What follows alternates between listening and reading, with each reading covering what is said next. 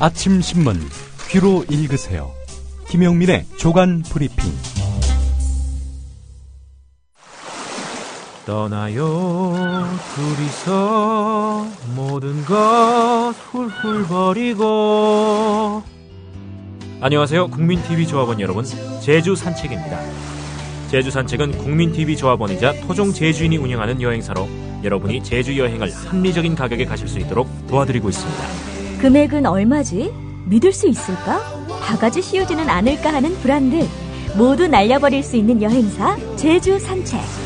국민TV 조합원이자 토종 제주인이 운영하는 제주 산책. 제주도 여행을 가려고 고민 중이라면 검색창에 제주 산책, 제주 산책을 검색해보세요.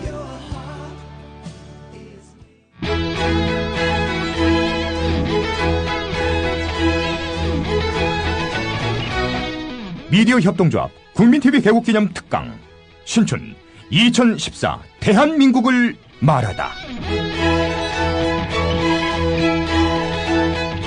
미디어 협동조합 국민카페 온에어가 국민TV 개국을 맞아 주간 특강을 마련합니다. 대한민국의 언론, 법조, 경제, 안보, 사회 각 분야의 전문가들이 나서 2014년 대한민국의 현실과 미래를 짚어냅니다.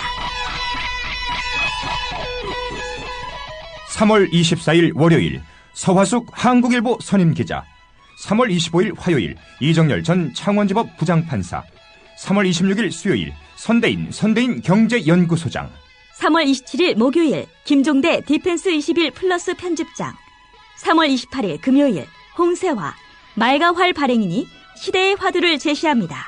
3월 24일부터 28일까지 서울 마포구 월드컵로 37 국민카페 온에어의 조합원과 애청자 여러분의 많은 참관을 기대합니다.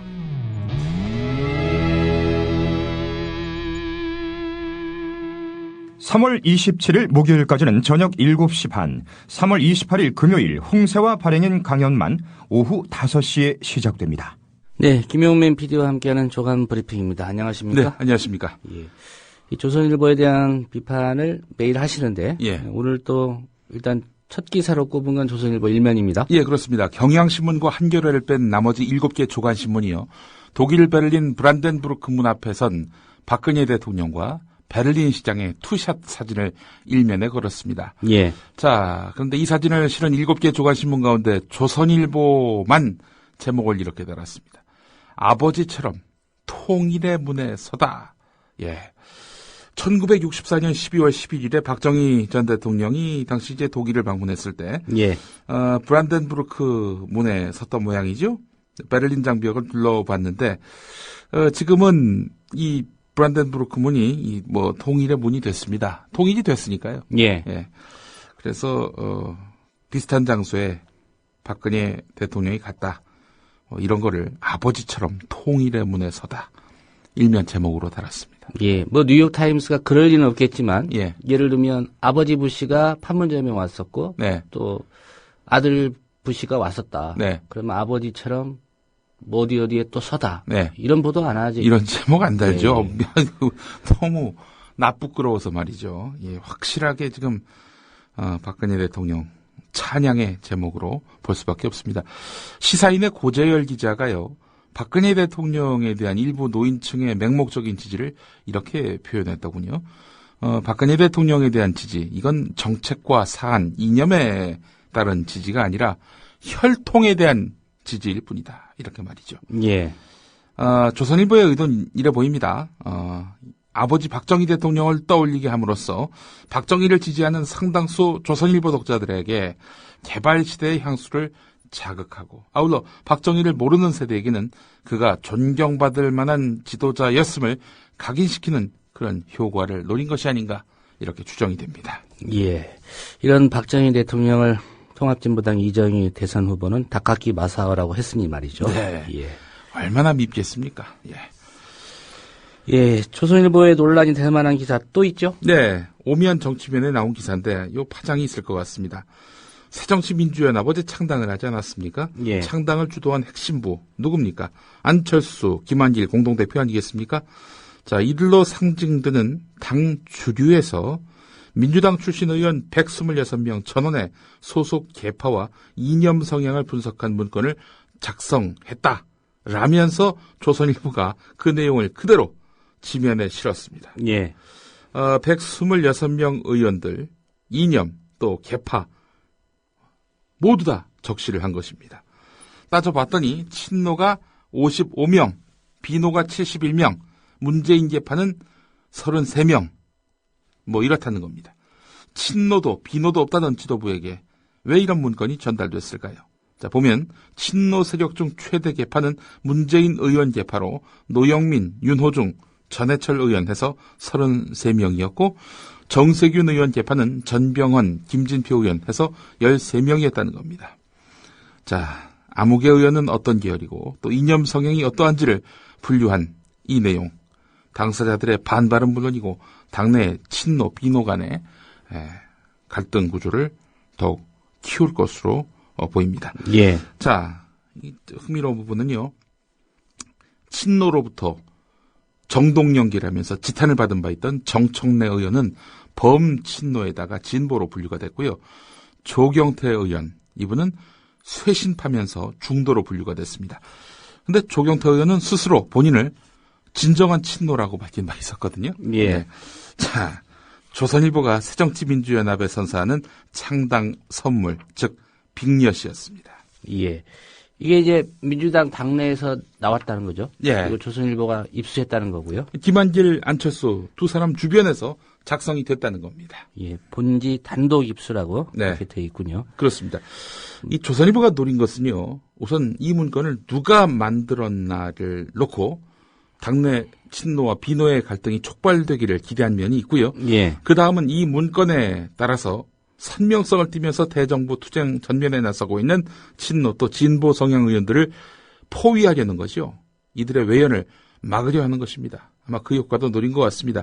자, 이 문건을 정말 김한길, 안철수와 가까운 그런 인사들이 작성을 했는지 그 진위 여부도 관심입니다만은 어쨌든 조선일보가 괜히 정치신문이 아니라는 것을 또 오늘 명징하게 드러낸 것이 아닌가 싶습니다. 예.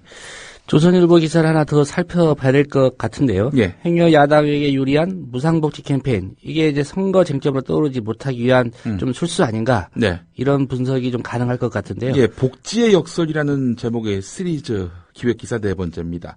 명예퇴직 예산이 모자라서 젊은 예비 교사들이 1년에서 2년 임용 대기하고 있다는 소식입니다.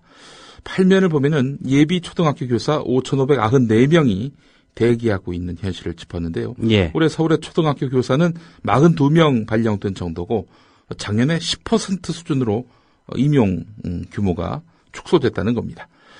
그래서 발령이 날 줄 알고 대출받아서 전셋집 구했는데 앞일이 캄캄하다라는 인터뷰 이의 말도 있었습니다. 원인이 무엇인가?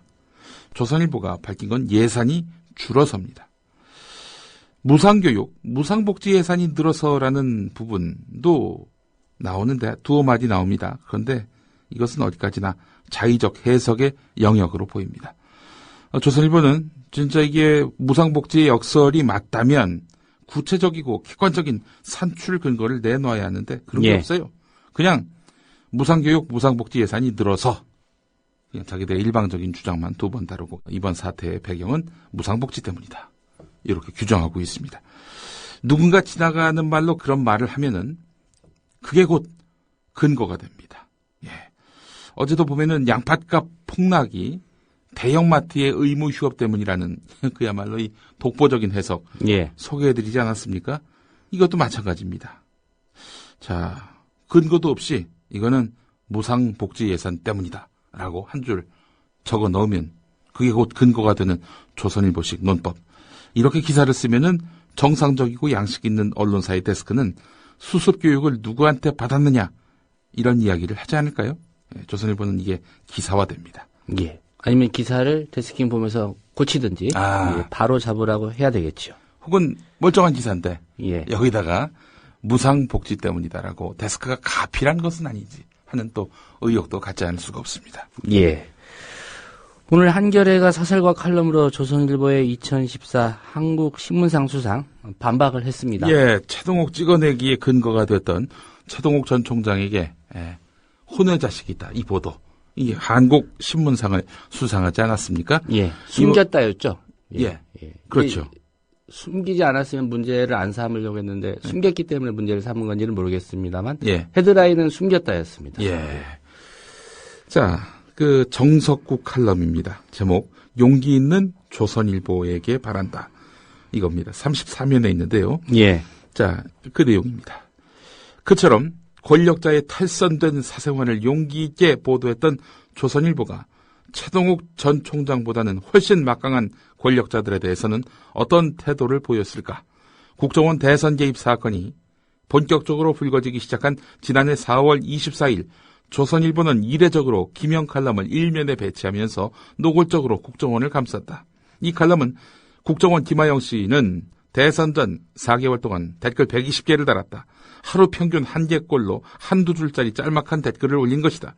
라면서 국정원의 대선 개입 사실을 애써 축소했다. 그 이후에 대선 관련 국정원의 트위트 글이 100만 개가 넘는 등 눈덩이처럼 불어났지만 이에 대한 조선일보의 보도 자세는 여전히 소극적이었다. 예. 앞서 그 칼럼 누가 썼는지 아십니까? 김창균 부국장 아닙니까? 예, 그렇습니다. 예. 김창균 부국장이 거론이 안 돼가지고 제가 한마디 또 추가합니다. 김창균 부국장 겸 사회부장의 글이었습니다. 자, 계속해서 정석구 칼럼 이어집니다. 최동욱 전 총장의 혼외 아들이야 한 권력자의 개인적인 탈선이지만 무소불위의 권력기관인 국정원의 대선 개입은 차원이 다른 사안이다. 더욱이 현 정권은 최동욱 전 총장을 비롯한 국정원 대선 개입 수사팀을 사실상 해체하는 등 18대 대선 부정수사와 재판 자체를 방해하고 있다. 한마디로 민주주의의 근간을 뒤흔드는 국헌문란 범죄 행위다. 그런데도 권력자의 탈선된 사생활을 과감하게 보도했던 조선일보의 그 용기는 어디로 갔는지 잘 보이지 않는다. 칼럼이 이러합니다. 예. 그 최동욱 전 총장의 혼외 아들 의혹은 사실이라면 그 네. 전제를 달아야 되겠죠. 예. 이거야말로 지금 집권층이 강조하는 개인적인 사실이라면 예. 개인적인 일탈이죠. 그렇죠. 예. 개인적인 일탈은 다 용서를 해줬지 않습니까? 그렇죠. 왜 최동욱 전 총장만 용서를 못한 겁니까? 예. 한겨레 이 칼럼 네. 결국 조선일보에게 용기를 내라 이렇게 네. 주문하고 있는 거죠. 예. 줘 용기 내라 뭐 이거죠. 예. 자, 관련해서 청와대가 최동욱 전 검찰총장에 대한 특별 감찰 이전에 불법 뒷조사를 한 정황이 오늘 한겨레 9면에 소개가 돼서 이 기사도 소개해드리겠습니다. 청와대의 여러 비서관실이 총동원돼서 최동욱 전 총장이 뒷조사를 했다는 사실 이미 여러 차례 소개를 해드렸습니다. 예. 청와대는 이걸 두고 공직자에 대해 꼭 해야 할 특별 감찰이었다 이렇게 둘러댔습니다. 자, 그런데 말이죠. 지난해 6월 25일 청와대 민정수석실에 파견된 김모 경정이요. 서울 반포지구대를 찾아가서 최동욱 전 총장의 혼외 아들로 의심되는 최모 군의 개인정보 조회를 부탁하면서 최모 군의 주민등록번호 앞자리를 몰라서 구간 조회를 했다는 겁니다. 최모 군의 나이를 짐작한 다음 몇 년에서 몇 년 사이에 태어난 최아무개라는 이름을 가진 사람의 개인정보를 모두 검색했다는 겁니다. 예.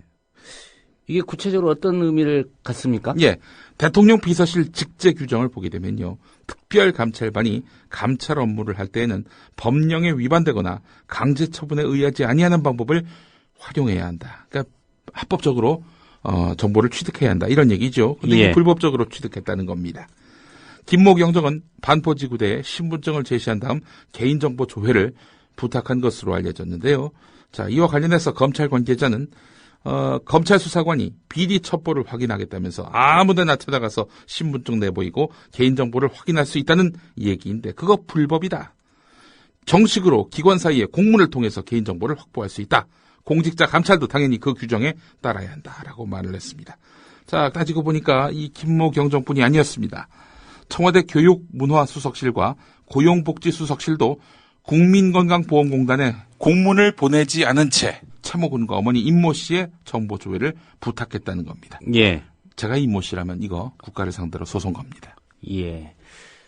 그러니까 반포지구대 경찰관들도 문제인 게요. 예. 이분이 이제 청와대에 있는 파견 경찰 아닙니까? 예.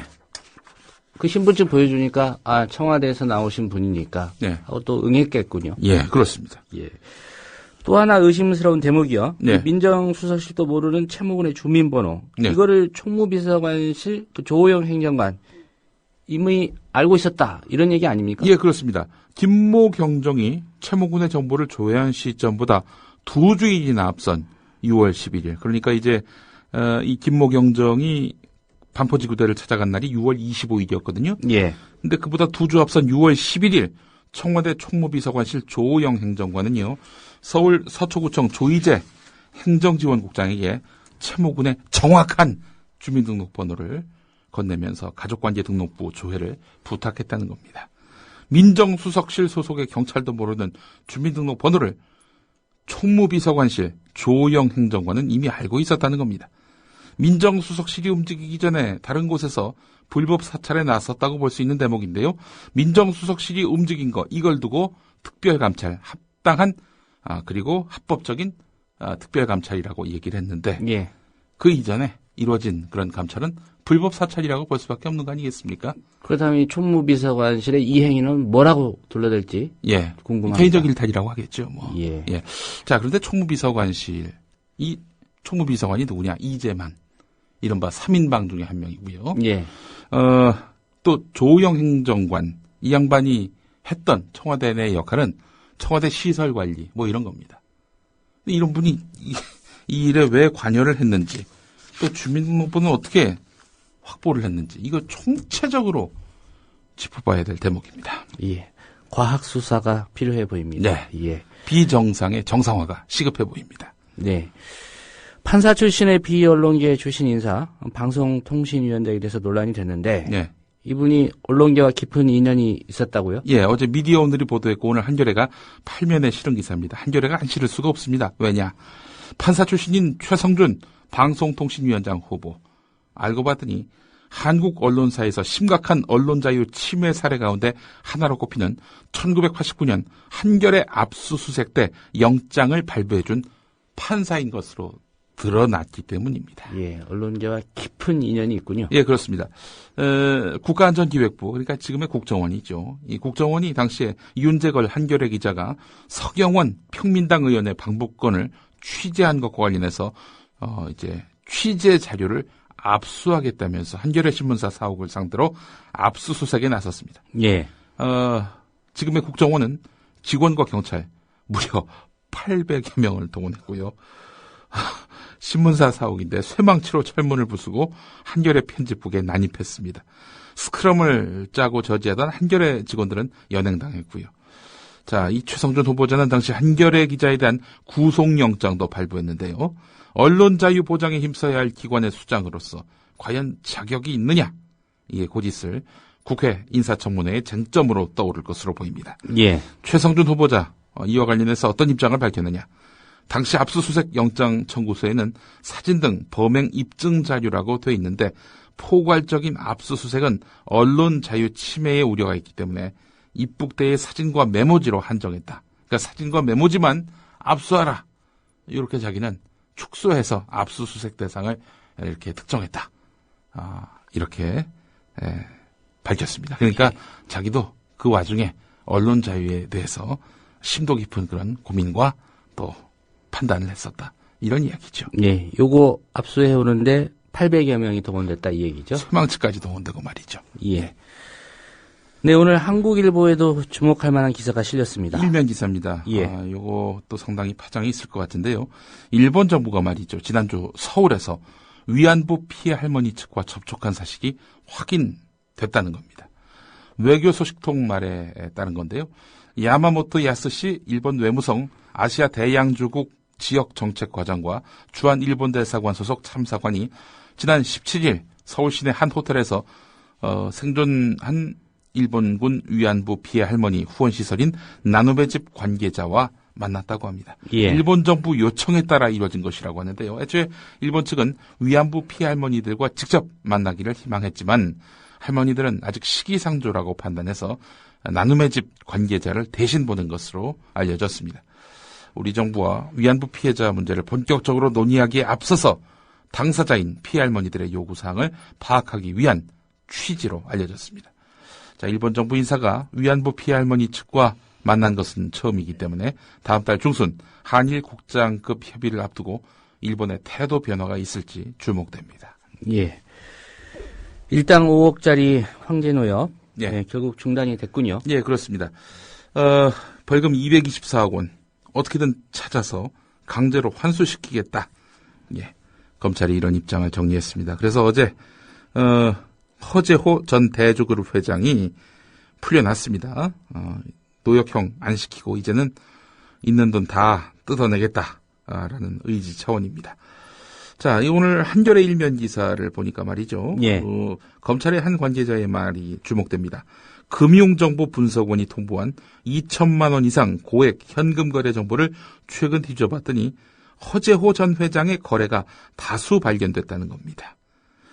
허재호 전 회장도 노역을 며칠 해보니 도저히 못하겠다. 내보내주면 내가 어떻게든 해결하겠다는 뜻을 검찰에 전해왔다는 겁니다. 이 두 가지 요인이 겹쳐서 이렇게 풀어주게 됐다라는 것인데요. 예. 자, 그런데 제가 경기도 용인에 살지 않습니까? 오늘 아침에 배달된 한겨레와 서울 회사에 도착해서 본 한겨레 대조해 보니까 2천만 원 건 지금 방금 소개해드린 이 기사가 새벽에 새로 추가됐습니다. 예. 그만큼 밤사이에 또 취재를 해서 예. 보강을 했다는 얘기겠고요. 그렇습니다. 예. 김원철 기자 이름 보이네요? 예. 이제 관심사 중에 하나가 이 허재호 전 회장이 노역장에서 5일 어떻게 보냈나? 예. 엿새인가요? 예. 그게 좀 파악된 내용이 있습니까? 그간의 어떤 스토리를 좀 한번 정리해 보겠습니다. 400억 원대 벌금, 세금을 내지 않고 출국한 다음 뉴질랜드 카지노에서 도박 게임을 한 모습이 포착된 허재호 전 대주그룹 회장. 지난 22일 저녁 6시 반에 인천공항에 도착했습니다. 2010년 1월 22일 항소심 판결 다음 날 슬그머니 출국한 다음 4년여 만이었는데 허재호 전 회장은 벌금 249억 미납 혐의로 검찰에 신병이 인수돼서 밤늦게 지난 22일 광주에 도착했습니다. 당뇨 합병증으로 다리가 퉁퉁 부은 상태인 허재호 전 회장. 신발을 신지 못해서 슬리퍼 차림으로 귀국했는데요. 49일간의 노역형에 대비해서 귀국 전에 틀니도 새로 맞춘 것으로 알려졌습니다. 허재호 전 회장은 귀국 첫날부터 광주지검 특수부로 옮겨져서 뉴질랜드 출국 경위 등을 조사받고 광주교도소 독방에서 첫날 밤을 보낸 것으로 알려졌는데 예. 문제는 하루 5억짜리라고 하지 않았습니까? 토요일, 일요일은 또 쉬어요? 예. 이틀 동안 하루 노역비 5억 원씩 무려 10억을 공제받았습니다. 아무 일도 안 하고 10억을 공제받은 셈이죠. 허재호 전 회장은 노역형 유치 사흘째인 지난 24일 4인실에 유치된 것으로 알려졌는데 이어서 적합한 직업이 무엇인지에 대해서 검사를 받았다고 하는데 예. 종이가방 풀붙이기 뭐 이런 것만 했다는 이야기가 유력하게 나오고 있다고 합니다. 예. 이 노역장에서 어떤 작업을 할지를 물어봤는데 예. 종이 가방 풀붙이기요. 예. 예. 30억이 지금 이제 탕감됐다는 얘기인데 어느 사이트에서 예. 계산을 했더라고요. 예. 예. 일반인 일일 환상 5만 원으로 계산하면 네. 164년 예. 예, 노역을 한 것과 마찬가지입니다. 아, 그렇군요. 진짜 감옥에 하루 있어서 5억씩 준다면 전 합니다. 네. 예. 김용민 PD 수감할 교도소 전화 주시기 바랍니다. 네, 한국일보 사설을 좀 살펴보겠습니다. 살펴보겠습니다. 네. 제목이 이렇습니다. 정의의 보루, 사법, 그물이 이리 성그러서야. 예, 그렇습니다. 대단히 좀 문학적인 그렇습니다. 제목인 것 같습니다. 자, 관련한 소식입니다. 당시 항소심 재판장을 맡았던 장병우 광주지법원장이 광주 전남에서 29년간 재직한 향판이고 예. 허재호 전 회장의 부친 허진명 씨도 같은 지역 향판 출신입니다. 근데 부친은 37년 향판을 했군요. 자, 두 변호인도 같은 향판 출신이라고 합니다. 또 허재호 전 회장의 동생은 전현직 판사 골프 모임인 법구회의 스폰서, 매제는 전 광주지검 차장검사, 사위는 현 광주지법 판사라는 겁니다. 예. 재판 절차 전체가 이 지역 향판, 향검의 인적 그물망에 덮여 있었던 셈이죠. 유착의 강도와 그물의 촘촘함은 미루어 짐작하고도 남는다 이런 얘기입니다. 예. 자, 그에 비하면은 사회정의의 최후보루인 사법의 그물은 너무나 성글다 이런 이야기입니다. 대법원이 환형 유치 합리화 방안과 함께 향판 제도의 개혁을 검토한다는 소식이 이번에 전해졌는데 반갑긴 하지만 어쩐지 미적지근하다. 이번만큼은 벌금형에 대해서도 근본적인 제도 변화를 기약할 수 있어야 한다라고 오늘 한국일보가 사설에서 짚었습니다. 예, 유착의 강도와 그물의 촘촘함은 미루어 짐작하고도 남는다. 예. 그에 비하면 사회 정의의 최후 보루인 사법의 그물은 너무 성글다. 예. 이런 지적이고요. 그렇습니다. 조선일보 일면 아버지처럼 통일의 문에 서다. 예. 이 제목과 아주 비교가 됩니다. 예. 사실 국민들이 갖는 의심은 예. 이 유착, 정말 심리적인 유착만 있었겠느냐. 예. 이 부분을 좀 더 캐야 되는 거 아니야. 이런 거 아니겠습니까? 그렇습니다. 예. 예. 판단은 또 사법부가 하고 검찰이 해야 될 텐데 예. 어떻게 움직일지 모르겠습니다. 예. 예, 뉴스에서 좀 뒤로 밀렸습니다. 오늘은 예, 국정원 간첩 증거 조작 사건 속보가 있죠? 예, 그렇습니다. 동아일보 12면 기사입니다. 국정원 간첩 증거 조작 의혹을 수사하고 있는 검찰이 국정원 조선족 협력자 자살 기도했던 김모 씨와 국정원 요원이 인터넷으로 통화와 팩스를 주고받은 단서를 포착하고 통신 기록을 압수수색했다고 합니다. 어제와 그제 이틀에 걸쳐서 SK 브로드밴드와 KT 같은 통신회사 서버를 압수수색해서 지난해 11월 27일 주선양 총영사관으로 팩스를 발송하기 위해 인터넷에 접속한 IP 사용자의 가입 정보를 확보했다고 합니다. 예. 지난해 11월 27일은 주선양 총영사관에 허롱시 공안국 명의로 출입경 기록 발급 확인서가 2차례에 걸쳐서 팩스로 보내진 날인데 첫 번째 발신 번호는 중국 내의 스팸 번호로 자주 이용되는 것이었고 두 번째 번호는 허롱시 공안국 번호로 찍힌 바 있었지요. 검찰은 압수한 자료를 통해서 인터넷으로 팩스를 보낸 실사용자가 누군지 팩스를 보낸 위치는 어디인지 명확히 가려내기로 했습니다. 자, 간첩 증거 조작 의혹 서서히 그 실체가 드러나고 있습니다. 권모 과장의 자살 기도 와는 무관하게 이건 이거대로 또 속도를 내고 있는 양상입니다. 예. 검찰이 관련해서 윗선 개입에 대한 뭐 결정적인 증거들을 확보했다. 예. 나중에 뭐 발표하겠다 이런 얘기도 들리는데요. 예. 예. 검찰이 어쨌든 국정원보다는 좀 더 정교해 보입니다. 예. 예. 네, 우리나라 1인당 국민소득 26,205달러라고요. 예, 그렇습니다. 박근혜 정부는 474를 통해서 4만 달러 시대로 가겠다 이렇게 밝힌 바 있었죠. 그런데 갈 길이 매우 멀어 보입니다. 우리나라 1인당 국민소득이 처음 2만 달러대로 올라선 것이 참여정부 때인 2006년인데요. 그로부터 8년이 지났는데 선진국 문통이라는 3만 달러는 여전히 멉니다. 한국은행이 어제 발표한 2013 국민 계정 잠정안입니다. 이거에 따르면 지난해 1인당 국민소득은 26,205달러, 3만 달러까지 아직 3,800달러 정도가 더 남았습니다. 자, 하지만 그조차도 실제 국민들의 살림살이가 나아졌다기보다는 올해부터 통기 기준을 바꾼 데 따른 착시 효과가 적지 않다는 분석입니다. 종전에는 국민소득을 집계할 때 빠져있던 항목들이 대거 포함되면서 1인당 국민소득이 1,500에서 2,000달러 정도 불어난 것으로 추산이 되고 있는데요. 국민소득 중에서 정부나 기업에 돌아가는 몫을 제외하고 순수하게 가계에 돌아가는 몫은 간신히 절반을 넘는다고 합니다. 자, 1인당 가계 총 처분 가능 소득이 14,690달러라는 겁니다. 국민소득의 56%에 불과하다는 거죠. 예. 그러니까 국민들이 실감할 수 있는 진정한 국민소득은 14,690달러, 2만 달러에서 훨씬 더 멀어져 버렸습니다. 예. 한국일보 이게 일면에 실린 기사인데요. 예. 이영태 기자가 썼는데 이영태 기자의 분석은 이렇습니다. 벌어들인 소득을 기업들이 많이 가져가다 보니 국민들의 주머니는 가벼울 수밖에 없다. 이런 이야기입니다. 예. 자, 이 국민소득 안의 통계에 예. 세금 같은 것도 다 포함이 돼 있다고 합니다. 예.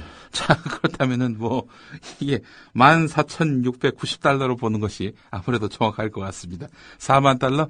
4만 달러는 커녕 지금 2만 달러 도달하기도 쉽지 않아 보인다. 이렇게 분석해도 무리는 아닙니다. 자, 이렇게 기업들이 그 폭리를 취하고 있는 양상인데, 이 기업들만 좋을 규제 완화. 이걸 또 박근혜 정부가 암덩어리 제거하듯 추진하겠다는 거 아니겠습니까? 예. 한 가지 소식 끝으로 짚어볼까요? 예. 이명박 정부 때 서민금융을 표방하며 만든 미소금융이 재원 고갈 때문에 수년 안에 문 닫을 우려가 높다는 분석이 나왔습니다. 예. 저신용 취약계층에게 자금을 빌려주는 사업이라서 연체율이 높은 데다 연체를 막을 장치도 부실하기 때문이란 겁니다.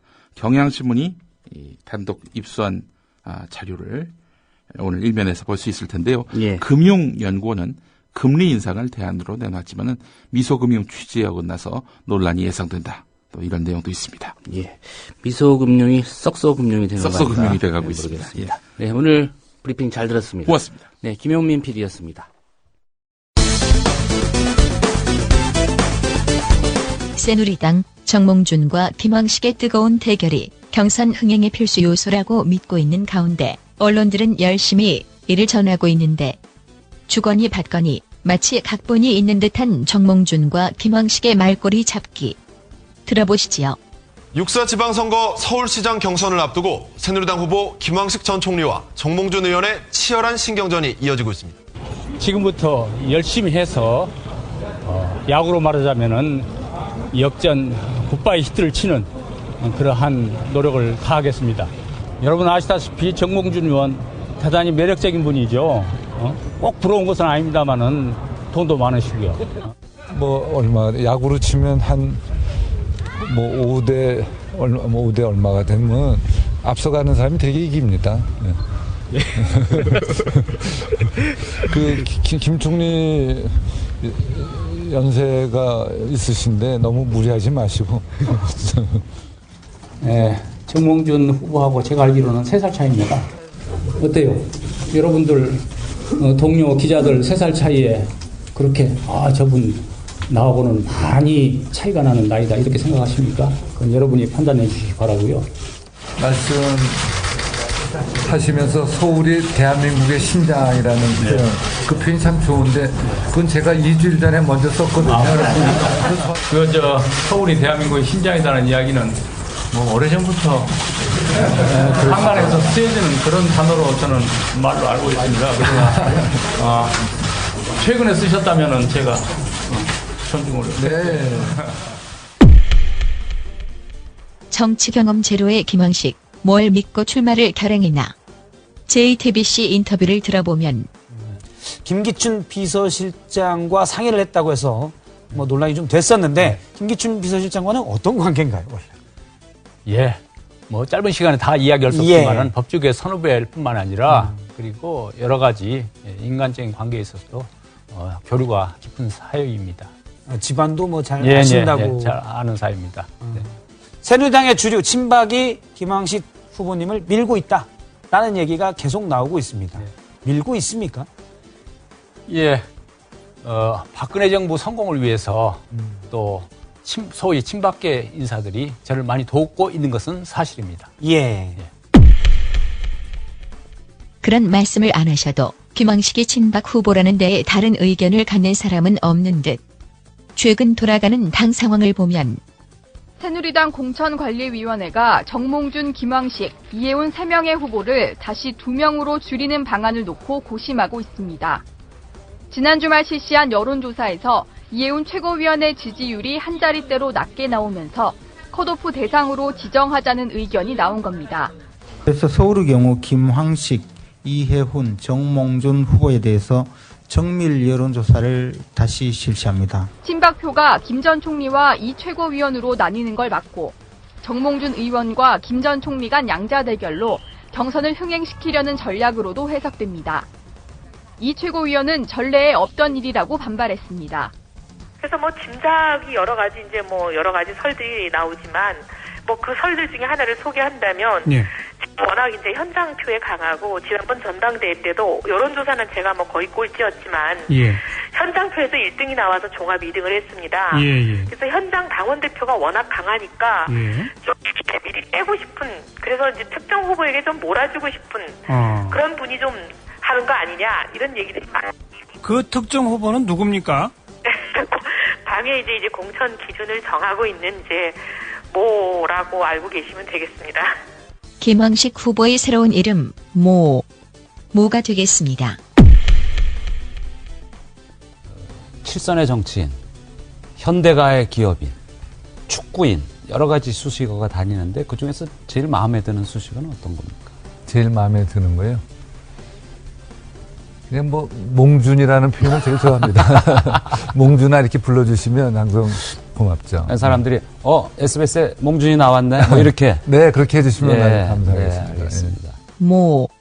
그리고 몽준이의 대결, 경선까지 언론의 뜨거운 스포트라이트를 받게 되겠지요.